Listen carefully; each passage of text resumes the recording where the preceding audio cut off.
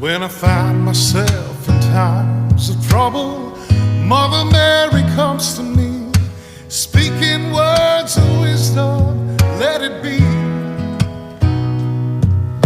And in my hour of darkness, she is standing right in front of me, speaking words of wisdom, let it be.